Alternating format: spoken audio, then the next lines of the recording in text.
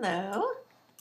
Okay, the book that I've read is this one, Grieving the Child I Never Knew by Kathy Winneberg.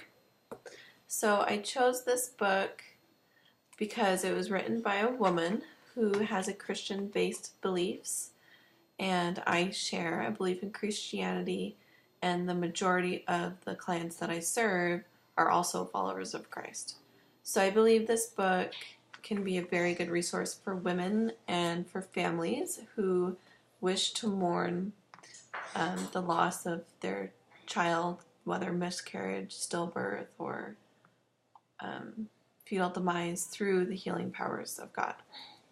So among Christian tradition, we often seek support and healing through prayer and worship, especially when grieving. So in the book, the woman, she experiences her first miscarriage on her husband's birthday, and she wasn't very far along, and she felt like it wasn't a big deal. And then they decided to adopt, and then a few years later, she had another miscarriage and realized that she had never fully healed from her first one.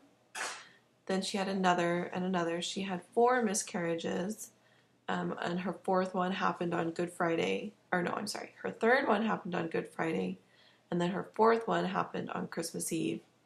And then several years later, she got pregnant for a 5th time, and of course was very scared, very apprehensive, and wasn't sure if she could trust God, and then had a healthy baby boy.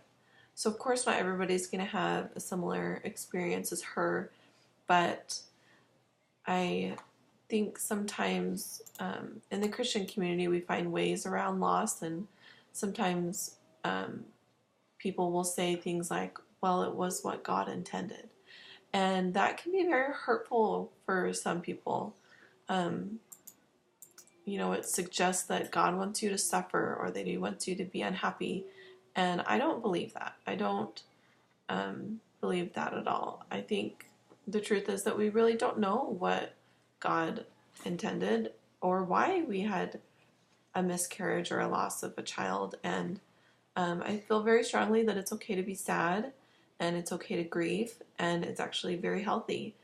Sometimes it's even good to be angry with God and to express your feelings and your frustrations, so that He can heal us and that we are able to move past our tragedy. So in the first chapter of her book, she ends by saying, my prayer is that grieving the child I never knew, so through her book, we will help point you to God, and that you will experience His presence in the midst of your pain. Let's begin the healing journey. So I think that's a good introduction to kind of what to expect in this book, and how to suggest and refer this to clients. So for women and families who are struggling with conceiving or who have experienced the loss of their child, I think this is an excellent book to recommend. The book points out that miscarriage can be hard, because sometimes when this happens, we have nothing to show for our loss. I had a good friend who had been married for a long time, and they had been trying to get pregnant for over 5 years. And one day she had a prompting to take a pregnancy test. So she took the test, and it was positive, and it was the first positive pregnancy test she'd ever taken in her life. She'd ever gotten, and of course she was overjoyed. She had a little special way of telling her husband that it was positive, and they waited a few weeks to share the news with their family.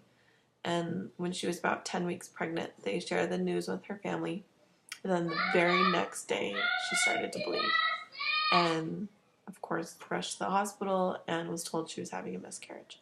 And she was just devastated. She was so upset with God that she had this prompting to take the test, and then when she finally told her family, she only had this one day to celebrate, and it really crushed her. She expressed to me that she wished sorry, that she wished she had never even known about the pregnancy, that the pain was too great to bear, and that she just wished she hadn't known. And she was angry with God for giving her this prompting to take this test. Sorry, I guess it's been a while since I've talked about this. But anyways, over time, she was able to heal, and I think her experience helps me to understand why it can be so painful when you don't have anything to show for it. You never met this child. It was only for a short amount of time. She never had an ultrasound. She never heard her baby's heartbeat. All she had was this one pregnancy test, and then all these feelings inside of her. And she hadn't even told her friends or anything. And so it was hard to be able to express what had happened and to feel like she was acknowledged, because for one, people didn't know, and for two, she couldn't explain it to people. So this book offers some really great insights in healing and in helping others and in helping yourself. Also included in the book are some worksheets that help you express and explore your feelings. I'll just read a few to you. So, for example, it has a chapter about steps toward healing, and then it asks, how have you been hiding the pain of your loss? So it helps you to explore that. And then it says, how have you felt disconnected physically, emotionally, socially, spiritually? And then it even has an area to write down your feelings. So kind of like a journal. Later it says, it gives an explanation of when we hide or try to avoid the pain. So it asks, how do you hide from the story of your loss? And then it says, identify the emotional debris, uprooted expectations, or damaged relationships from your loss in need of repair. Write this in a prayer request to God. So I really, really loved this book. I think it's a great book to recommend to other Christian believers that are experiencing a loss and that need that healing spirituality element. Take away from my research. Of course, not everybody is Christian believed, and I wouldn't expect everybody to seek God in their healing.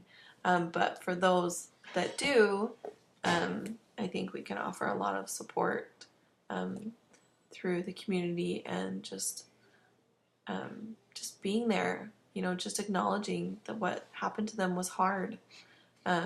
I think also it's very common among Christian communities to say, well, I'm lucky that this didn't happen to me because that happened to her, and I'm lucky that that didn't happen to me. And while that can be true, we don't need to downgrade our experiences. If it was hard for us, that's what's important. And maybe somebody else experienced something very similar and it wasn't hard for them. That's okay too. But if it's hard for us or if it's hard for you, that's what's important, and that's what matters. We don't need to downgrade what happened or anything like that. Sorry, this is getting kind of long. So I think I answered everything. I'll just apply what I talked about in my midwifery practice and hope to be able to hold that space with others.